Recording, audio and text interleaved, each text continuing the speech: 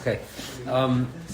So, in this week's parsha, actually, it says Yaakov Avinu gathers his children together, and it says Hayasu v'agid lachem, gather together, and I'll tell you. And then it segues straight to the Birchas Yaakov and moves on to the next topic. So the Gemara in Pesachim, and Rashi brings it down and tells us that Yaakov Avinu wanted Bikish Yaakov legalas haketz. Yaakov Avinu wanted to tell Klal Yisrael when Mashiach is going to come. And HaKadosh Baruch Hu covered it up from him. He wasn't allowed to talk about it. Now, there's another medrash that says that two times in history, someone almost was Megal of the Kates, but HaKadosh Baruch Hu was mechaset from him at the last second. And one of them is Yaakov Avinu, and the second time is by Daniel. Now, the Psukim in Daniel, I'll read through a little bit of them, and Daniel's is full of very, very cryptic nevuos that are very hard to understand, that refer to Galos and different Malchusin and Meluchos. It's written, first of all, Daniel's written in a different language than the rest of the Kisvei Kodesh, so it's very difficult to read.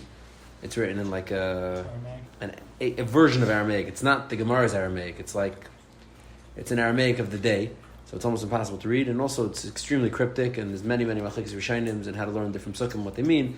But Perek Yud Beis is more or less agreed upon by the rishonim to be referring to Mashiach. And it starts as follows. It says, Be'esahi, in that time, that time, Be'eh Yediyah, that time, Yamid Michal Hasar HaGadol, Michal Hasar HaGadol will stand up, Ha'imad al B'nei Amcha, whose job it is to be the guardian for Klal Yisrael, V'haisa Eis Tzara, Ashal Niyasa Meheyos Goya De'esahi. It will be a time of great tzara for Klal Yisrael, something that they haven't experienced from the beginning of creation until that time. Be'esahi, and at that time, Yimalei Damcha Kalanim Tzakasav B'Sefer. At that time, those who are kasav b'sefer, meaning those who are inscribed in the book of life, literally, those who are protected will survive it. It says, "V'rabim yishenei ad masafer yakitzu," and this is a reference to Tchias Hamesim. Many from those who already went to sleep and are buried in the ground, yakitzu will wake up. Eila l'chayolam ve'eila l'charpos l'daran olam. Now, this is a frightening pasuk. The pasuk says that Tchias Hamesim, some of them will wake up and go l'chayolam, have a nice life, and some of them will wake up and be punished. So it sounds like Tchias Hamesim is not just a go-home free card. And then it continues and it says, V'ata Daniel. This is part of the Nevuah. Kadosh Baruch Hu tells Daniel, V'ata Daniel, you Daniel, stoim hadvarim, hide these things, v'chasoim hasefer, and seal off the sefer, ad eis kates, until the time of kates. Yishaytu to Rabbim v'tera hadas. And then everybody will be able to see this and understand this. And then Daniel comments, so to speak, in the first person, and he says, V'risi ani Daniel. And I, Daniel, perceived this. HaKadosh Baruch was talking to Daniel, and Daniel's the narrator. So Daniel says, Kazeva Kazera Isi. HaKadosh Baruch came to me and he revealed to me this Mara, that he said, there's going to be a time, and it's going to be a tough time, a difficult time. And those who are inscribed, they'll survive. And they'll be Tchias Hamesim. And then Daniel says, and the way I perceived it, I saw two malachim, one standing on this side of the river, one standing on this side of the river. And I asked these archangels who are standing in this Mara Nevuah, and I said, so when is this? I'm being told about a time. When is the time? When is this actual time? So it says,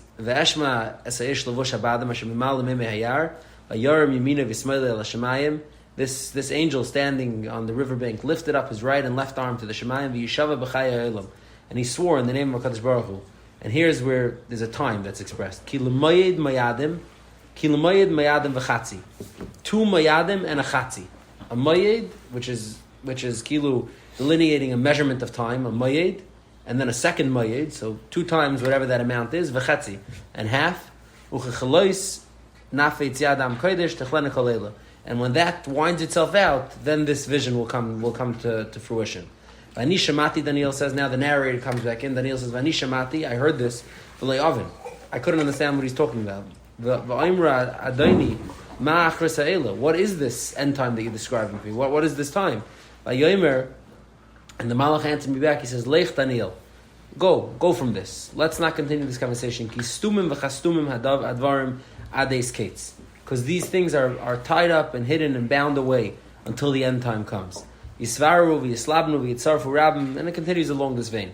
Now, so it says the Medrash that Daniel similarly had a moment of openness, like a moment in time when it became clear for 1 second he had a vision of Ketz Hayamim and when the Ketz Hayamim was coming. And then when he tried to, pin it down and really figure it out and make it work on a calendar, then it slipped from his hands, it slipped from his grasp.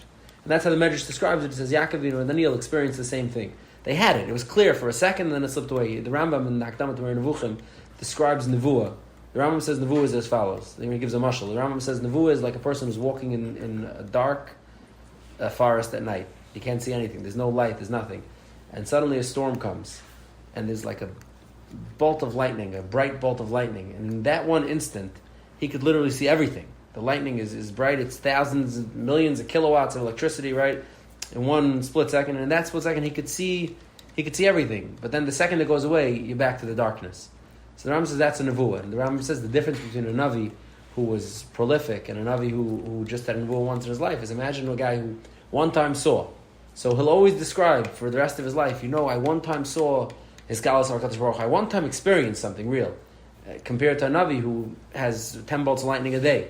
So he's living with Hashem. So he says, Moshe Rabbeinu was a Navi Baspaklari Meira. It means he was living with. He constantly was able to see things with a clarity. Other Nevi'im, it could be once in their life, it could be once a year, it could be once a month. So these Nevuas of Daniel and of Yaakov Avinu was like a momentary bolt of lightning. There was a clarity, there was like a vision. Okay, I see how this is going to play out. And then it faded away. And then there wasn't an ability to translate it into time. Now, Ad Kedei Kach, that Chazal don't rest at that. Chazal don't just say that this slipped away, it slipped away. Chazal learned from this that it's supposed to slip away. It's not supposed to be something that's known. Chazal say, the Gemara in Sanhedrin, I quoted it briefly last week, but I'll quote it again. The Gemara in Sanhedrin on the Tzadik Chesam Beis, I believe, the Gemara says as follows. It says, Amar Shmuel bar Nachmani, Amar Yechanan, Tipach Atzman Shemachash V'Kitzin. People who calculate the end of days should be weakened. Shahayu Eimrim Kivan Sheigia Eis HaKetz V'Loi Ba Shovei Neba. Because what people who listen to them are going to say is, since you prognosticated a time and a day and he didn't come at that time, so Shovei Neba, and you're going to take away everyone's emunah. That's what the Gemara says. For example, that's almost a light version of it. In Mesechus Derech Eretz, the Brisa brings from Rabbi Yossi Omer, Hanoisin Es HaKetz Ein Lechelik L'Dam Haba. So it can be more extreme. I mean, Rabbi Yossi takes it even to more extreme. Meaning, so Chazal didn't see this evaporation of the nevuah from Yaakov and Daniel as innocuous. It's just like Nebuch, like Yaakov and Daniel reached a certain height and then it slipped away. Chazal saw this as it was meant to teach us something, that this is not supposed to be a nevuah that's open. This is not supposed to be a gilu that's open. Rambam, for example, just who's a pure halacha sefer, the Rambam Perikid Beis in Hilchos Malachim, the Rambam says, I highlighted over here, the Rambam says, Vayesoida Shnayim Maser, I'm sorry, it's over here, the Rambam says, V'chein, Lo Yachshev HaKitzim, Amru Chachamim, Tipach Ruchim Shel Mechash V'Kitzim, El Yechake V'yamen B'chlal Adavar K'moshe B'yanu. The Rambam, that's a halacha sefer, he takes from this Gemara, a straight up halacha, one should not calculate the Chishav HaKitzim, wait for it, and it'll come. Ad Kedei Kach, I think the Brisker Rav used to say that the nusach of Ani Mamin that we say in davening every day is a strange nusach, right? The 12th Ani Mamin is Ani Mamin B'Emunah Shleima V'Yis Mashiach, Af B'Yishis Mameim Kol Zeh Achakalev. For the Brisker Rav, none of the other Ani Mamins have a question and answer in them. They're all just a statement. They're a statement of fact. This one has like a conversation. Ani Mamin B'Emunah Shleima V'Yis Mashiach. Okay, good, I heard you. But Af B'Yishis Mameim, he's taking too long. How are you done with it? Im Kol Zeh Achakalev. It's like a conversation. There's a question, there's an answer. So the Brisker Rav said that it's not a question and answer. It's implying that this second piece of the halacha of not being mechash v'kitzin is as integral as the first piece. Ani mamin be'emunah shleima v'yas HaMashiach, that he's coming. I don't calculate. I don't say he's coming now, he's coming then. I just wait.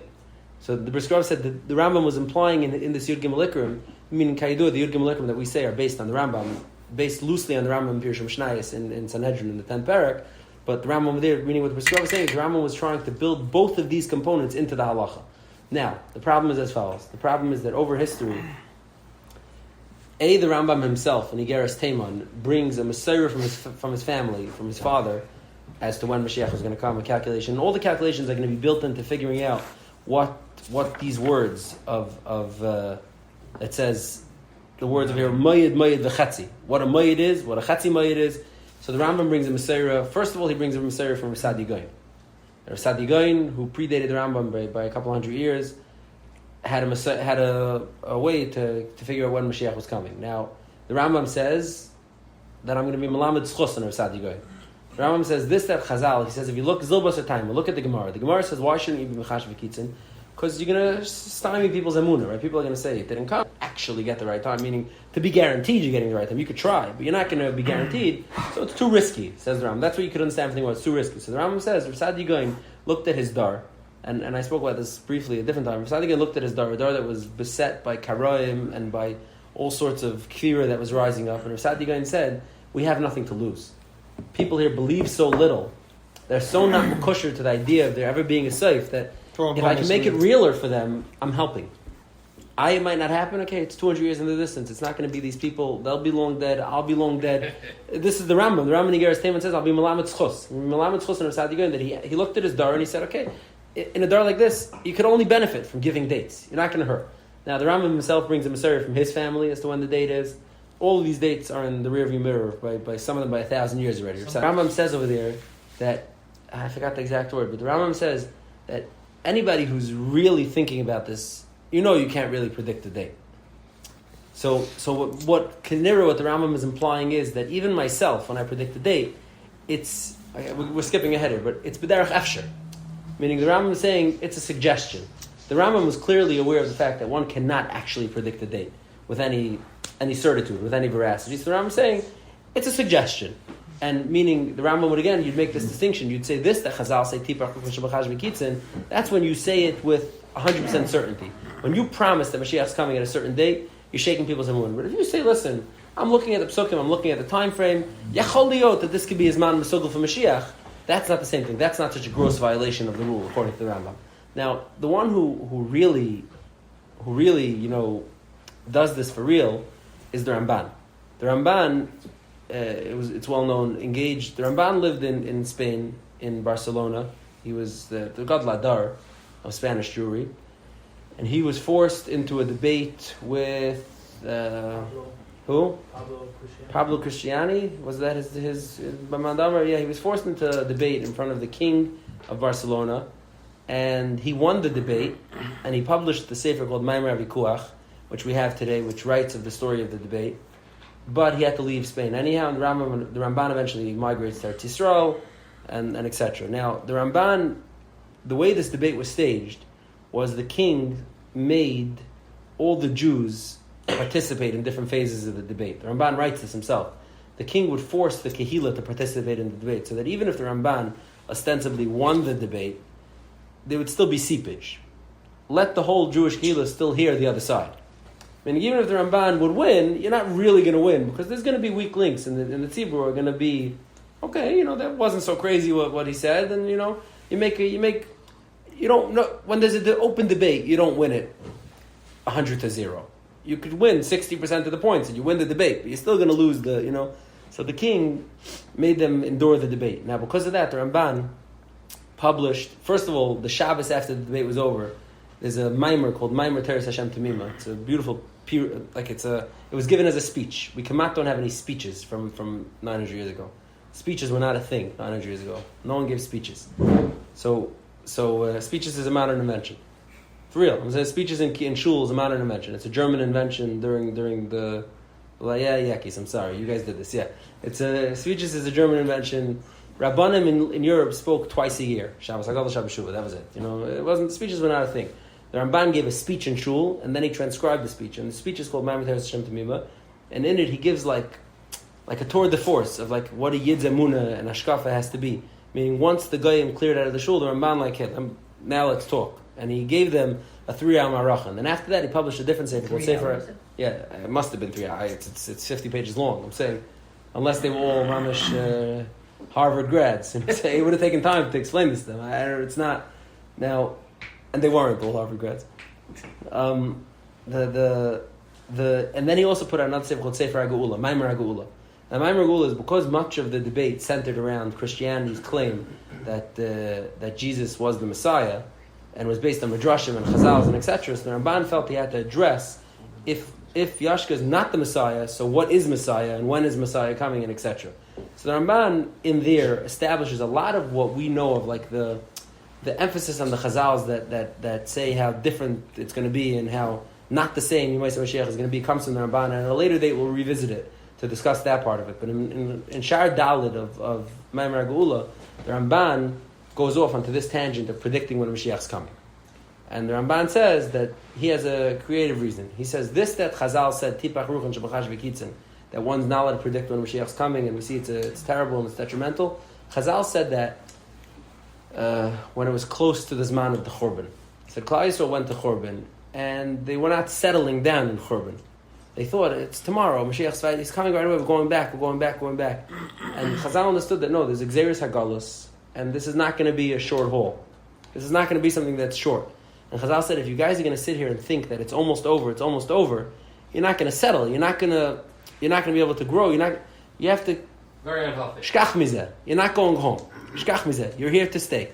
Now you're here to stay. Okay, open yeshivas, make a Talmud Bavli, do things, productive things. And the Talmud Bavli, which grew up in the shadow of the Churban, is the most monumental contribution to Jewish scholarship ever, l'cheira.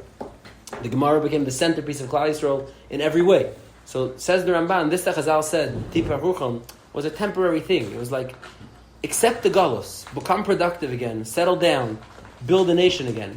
Now he says we're 1,000 years out, we're productive, we're settled, we're okay. Then, this is not forever. The Isser of Tipach Rucham fell away. Now you're allowed to predict it. That's what the Ramban says. He's playing with so he doesn't bring the Masechtas Derech Eretz, but either way, he holds that the Gemara, the Bavli, is expressing the reason. Because the Bavli says, Mipnei Sha'imrim. So he says that was a time and place. They're not doing that anymore. Today, nobody's saying that anymore. Today, everyone understands that when you make a prediction, a Mashiach, it's an afshir.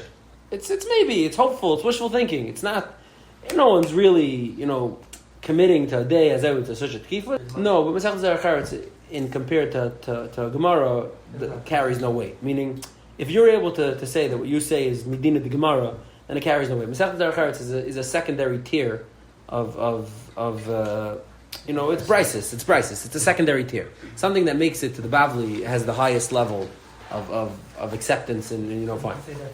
Yeah, so if you can patach this is a pshat, so it's a Ramban. It's a chidush Ramban, like anything else. Let's get to the finish line here. So this is the Ramban, for example. That's the teretz. Now let me tell you one more teretz. This one's less mainstream. The Abarbanel, he says that when Chazal said Tipach Rucham Shemekaz V'kitzin, that you shouldn't think it, they meant only if you're extrapolating it based on celestial readings. If you're looking at the sun, the moon, this, that they didn't want you to engage in. But to engage in basic, figuring it out based on extrapolating from the Psukim and Chazal, that was never us. So that's what the Abarbanel says. That's less. So let's talk about this like this. When we say that a date that the Ramban gave came and went, right? Let's say. So that's it's like a Shver Maisa. The Ramban's, Goinim, Gadladar, and we're just saying that it came and went. So there's a few different ways to look at it. There are those who say that Kaidua, the Gemara in Sanhedrin says that there's more than one time for Mashiach. There's Be'ita and there's Achishena.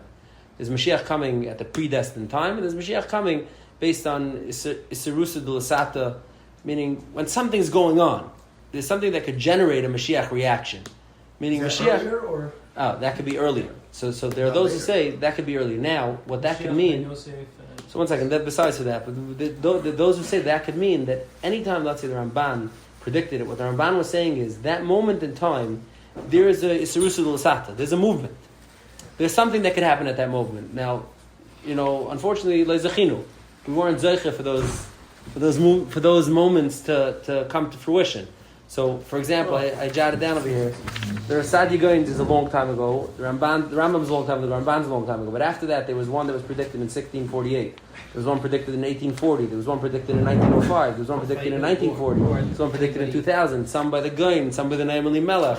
Some by 1640 was Tafatat. Exactly. Who predicted that? Yeah, you remember that. We all lived through that. So it's real. That's what you're saying. Yeah. So Mashiach Gaguim didn't fear any different than thinking, the computers are going to blow up. Now, so let's just try to... What do you say? Rashi made a calculation also? No? I don't know if Rashi's... It could be there is, I just don't know. But, yeah, I don't know if Rashi's. But I just want to say, the Lubavitcher Rebbe actually introduces maybe another teretz to when it's mutter, when it's asur. Because the Lubavitcher Rebbe had mnemonics, like simanim, for almost every year during his Rebbe Stevin. Meaning almost every year from, let's say... they're still going, and the mnemonics are still going, of course. And I have a sefer at home. I was going to bring it for show and tell, but I have a sefer at home. Lubavitch's all the Rebbe's mnemonics for Mashiach, and it's 100 pages fat. Meaning, there's a ton of them. Now, back to it again and again and again, and kept making new mnemonics each year. To me, implies that the way he understood what the idea of predicting the Kates was just a method of keeping it front and center in the consciousness. Just a way to make it present. Like, you want it to stay alive, to stay real, you come up with dates. And it could be that all these Rishonim at these different kufas in history, and you'd have to go and look back at each one and make all shtickle out of it. But in theory, one could suggest that what these Rishonim were doing also was similar. At a moment when they felt there was like a dip, and Klal Yisrael's emunah wasn't strong, they weren't taking the idea, the concept of Mashiach seriously. And it's important to take it seriously, because if you don't, there's no future, there's nothing to live for. Then you might as well just, meaning once you start chipping away at the future, at Chiyas HaMesim, at Mashiach, at Olam Haba, so then there's not so much to motivate you to live this life. This life's not always so easy, right? This life involves a little bit of sacrifice. So sacrifice has to be, as much as it says Al Tiyu Kavadam, as much as it says Al Tiyu Kavadam Misham Sheshav Nasi Kavapras, you're not supposed to think about the reward. But at the end of the day, this is it's a belief system, right? Meaning we're believing that we're living for a reason. We're living elevated. All parts of it. They're all part of it. They're all part of this vision that we're not living in a transient, in a nothing life. The life we live is consequential, right? We're living a life where it has meaning. Burning of the thing they put on their white shirts. Today, right. This mitzvah you're going to do is going to be the last. The Rebbe was very good with the song. Chabad has the song. We want Mashiach now. That's a Chabad's song. Okay. That was saying at Farbrengens. You could watch videos singing Farbrengens. And the Rebbe has a mimer. I one time read it. I don't think I have printed it out anymore. The Rebbe has a mimer. We in English, in transliterated in Hebrew. Vi vant Mashiach now. Now is a certain specific emunah that he was wanting, that he was looking for. That it's now. It's not supposed to be something distant. And it's again, whether or not you think all segments of Klal Yisrael agreed with that hashkafa or not, but he was pushing an idea. The idea was that he was pushing was we want it now. Now, in the now, so how do you keep something current that seems so distant? How do you keep something current that seems so out of reach and so out of grasp? So a methodology to do it is to say, it's mamash coming now. I have a simon that serves coming now. So I think you could suggest that some of these gedolim were, which is also, a lot of times based on Chabad was mantras. Yeah, a lot. Now, I just want to end off with this. I think this is a very important ending piece, and with this we'll close it up here. We'll wrap it up. There's a tshuva from the Shevet HaLevi. I want to read a good chunk of it. The Shevet HaLevi is the Shaila, it's on Chelik Yod, tshuva Aleph. The Shail is Rav Mordechai Genut. He is the editor of a calendar called Davar Be'itai. I think the calendar is still published. It's yeah. So he's the editor of Davar Be'itai. Now, in the year Taf Shin Samach, I believe, which is Y2K, right? Taf Shin Samach is 2000. There was much fervor and murmuring that this is going to be a year of Mashiach. Yeah, we really say it might not have. Yeah. Right. My shver actually told me once upon a time that Rabbi Yaakov Kamenetsky at an Aguda convention during the Giyus Banas fight. I digress. I'm sorry. We'll finish this up, but during the Giyus Banas fight, when the Israeli army was trying to draft girls, and Chazon Ish said it's Yahar Gal Yaver, and etc. So Rabbi Yaakov spoke by that Aguda convention, and he said anyone who has girls who's thinking about moving to Eretz Yisrael, if they're young, if they're under 2 years old, you could move. Because by the time they'll get to 18, to Giyas age, Mashiach v'shen zayin da. It was just very specific. He said like again, give it 2 years, 18 years, like relax. What happens next 10, 20 years? In any case, Mordechai Genut asked the Shevet HaLevi as follows. He says, there's a big murmuring that Mashiach is coming. Am I to put in my calendar that this is a Shnas School of Yeshua, this is a Shnas Mashiach? Who do you ask this to? To Shevet HaLevi, to Shmuel Vosner. Now Shmuel Vosner writes as follows. What year is this? This Tafshin Samach, leading up to 2000, to the year 2000. Yeah, very recently. And Shmuel Vosner writes as follows. He writes back and forth. He says, I'm going to read a little bit, okay? I'm sorry. Let's read a little. He says, I don't know this. It's a hidden issue. And even if you have something to say about it, it's privat. The Rambam, the Paisik forever, Perek Beis, he writes, you're not supposed to be mechake, we spoke that Rambam out. Fine. He says, V'im kama v'kama gedolim et tzadikei aderes, palat piyam HaKadosh, hakol masam HaKadosh, ramaz v'ramazim, azman beis HaMashiach. There's gerecht bisted, there's many tzadikim gedolim from all Kreiser, from all circles, who, and this language of palat piyam HaKadosh, it popped out of their mouth. Meaning, things popped out. They said something in a moment of trying to bring some sort of, hisaira, something popped out of their mouth. He says, hakol mas HaKadosh, What are their holy pens? Remez, Ramazam, Azman B'Yis Mashiach Tzidkenu. He says, Hayazem Miroiv Emunah. This came from an overwhelming feeling of Emunah. Miroiv Tikva Lihis Galus Kved Hashem. They had a strong hope and a desire that HaKadosh Baruch Hu should megal himself. Avi Yedua, he says, Shebemeshach Adaris, Befrat B'Shnas Tach, in the year 1648. Garam Zel Achzava V'Rifyim. This caused a terrible Achzava is... how do you say that? How do you say Achzava in English? It's more. It's like you lied to people. Like Achzava means like a Misleading? Misleading letdown, like a great letdown, a great misleading letdown to people. V'Rifyim. Umalanu lahachlan satzmeinu l'davar mesukin. Why do we got to go into a dangerous thing like this? And to stam put this for the whole world to see in something where secrecy is better served. You're just going to have people be depressed that this is not happening.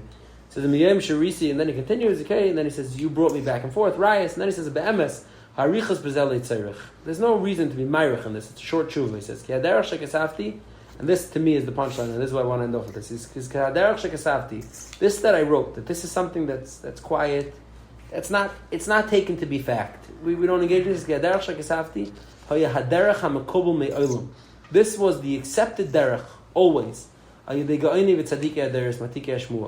This is the way that Gedolim and Tzadikim and Go'inim throughout the Deiris, those who transmitted the Messiah, Midar L'Dar, Gedolei HaTorah, V'Avdei Hashem and Amanim. The Gedolei HaTorah and the true servants of Hashem. Then Pai V'Sham, he says, if V'Amol, here and there, Ramuz, L'Roiv Cheshkasam, L'Gulas Yisrael, Ezer Remez V'Shana, if somewhere in the middle, because of their great chukah and their great desire from Mashiach to come, there's a remez that pops in, Allanu Lahavi Zeh B'Sefer. Don't chashkezich with this. Don't bring this in a sefer. He says, Rak b'Remez ba'alma. You want to be Merames, make a Remez. Ki kach kasav goyin v'tzadik zeh. You can be Merames. That so and so said like this.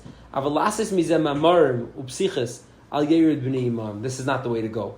Umilanu gadol, he says, Mimar nach some sefer schusi yagan aleinu shekasav b'makam echad. Some sefer alein wrote shebishnas taf reish, which is 1840. Hu bias Mashiach. Uvavaynisenu arab yatzu mashiyatzu. It passed. It came and went. Adayin name ben David ba Ella techakele bebitachin u'masecha yikarbucha. B'mechake bebitachin, and your actions will make it come. It's not you're forcing him to come is not going to make him come. Your actions are what's going to make him come.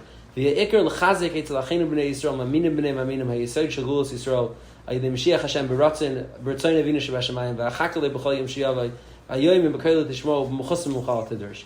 And to me, this paragraph, this is it. Everything that we discussed, all the tzadim, all the options, this is it. This is the way he says it is the truth. That the derech of the Gedolim and the Goyim throughout all the deris was that this is something we hope for, we desire, we want it every day, we wish it could come every day, we hope it could come every day, and at the same time, there's nothing we could do to actually figure it out, to crack the code. And like he says, umasechi karvucha, our actions is what's going to bring it closer. He's not You've just experienced another Torah class brought to you by TorahAnytime.com.